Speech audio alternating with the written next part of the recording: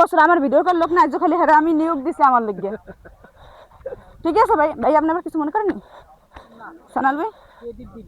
হ্যাঁ দাঁড়ান, আপনি আমি ধরিয়ে ধরি একটু দেখেন।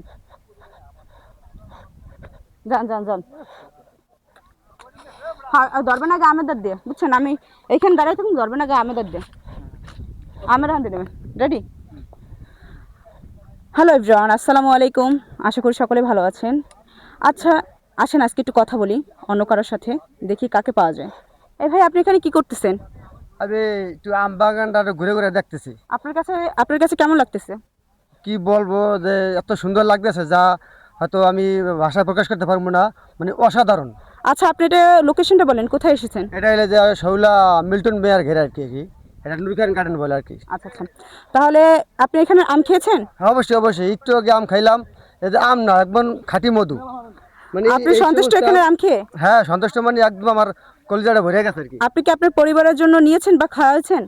পরিবারের জন্য নেই নেই, কিন্তু আজকে খেয়ে আমি মানে স্বাদ পাইছি। ভাবছি আমার ছেলে মেয়ের জন্য, পরিবারের জন্য নিয়ে যাবো আর কি। তাহলে আমাদের দর্শকদের জন্য আপনি কিছু বলেন এই আমের সম্পর্কে। হ্যাঁ দর্শক, আপনাকে যদি আম ভালো জাতের আম পেতে হয় বা ভালো মানের আম খেতে চান, তাহলে নূরজাহান গাড়ি চলে আসেন। ঠিক আছে, এখানে ভালো মানের আম পাওয়া যায় এবং কি সুন্দর সুন্দর আম পাওয়া যায়। এবং ভালো মানের আম হয়তো বাজারে কালেয়া কিন্তু পাওয়া যায় না। ওকে ধন্যবাদ।